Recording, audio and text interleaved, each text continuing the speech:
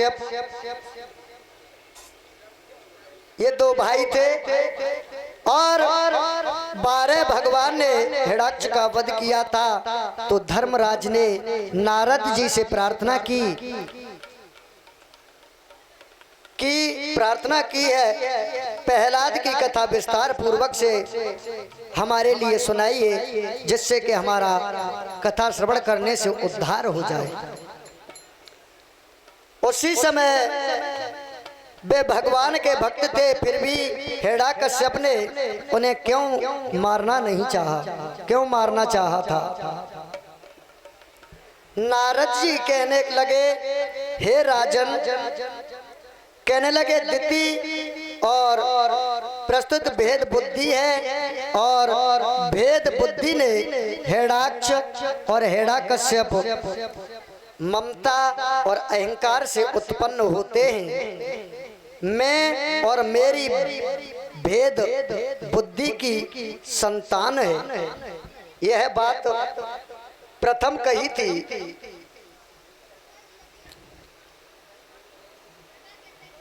जो हिरण्याक्ष है वो अहंकारी का रूप है।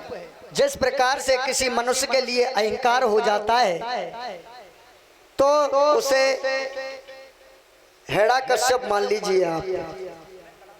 जो हिरण्याकश्यप है वही अहंकार का रूप है और उसका व्यवहार ही ऐसा है कि जिसने देवों पर ज्ञानी पुरुषों को अन्य सभी को कष्ट देता है वही दुष्ट कहलाता है।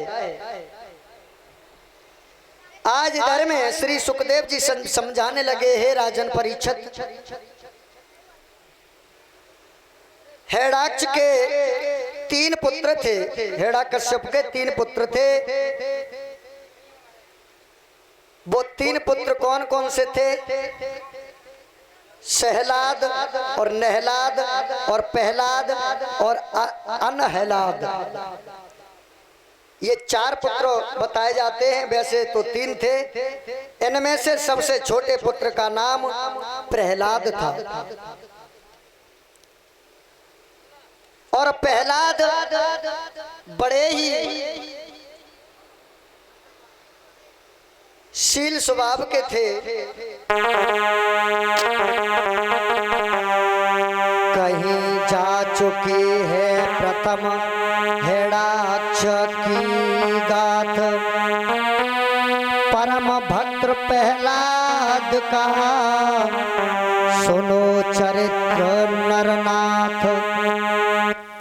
श्री सुखदेव जी कहने लगे, हे राजन परीक्षित, आज हम आपके लिए परम भक्त प्रहलाद का चरित्र सुनाने के लिए जा रहे हैं। जब हिरण्याक्ष का शूकर भगवान ने वध कर दिया तो क्या हुआ? जब भगवान ने हिरण्याक्ष का वध किया शूकर का रूप धारण करके,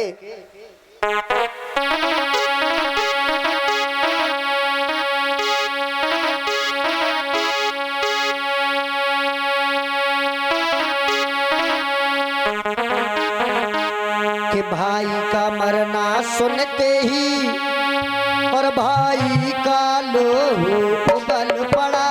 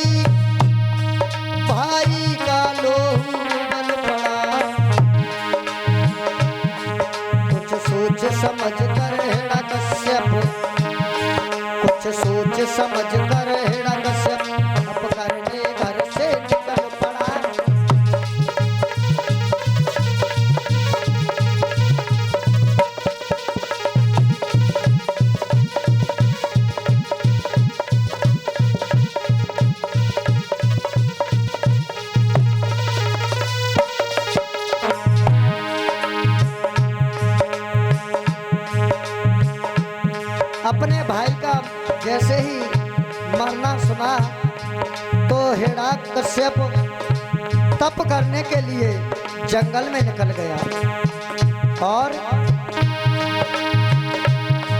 सोचने लगा जीवों का जय साधारण एक तपस्या है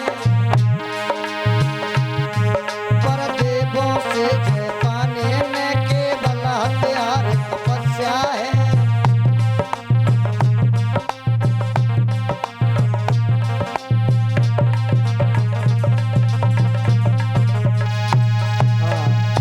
आज मन में विचार किया, भगवान ने मेरे भाई का वध किया, अगर मुझे जीतना है तो मुझे एक ही उपाय है कि मैं भगवान की तपस्या करूं। आज इधर में यह विचार तप के लिए बैठा योग रमाए, घोर तसीपा की ताप से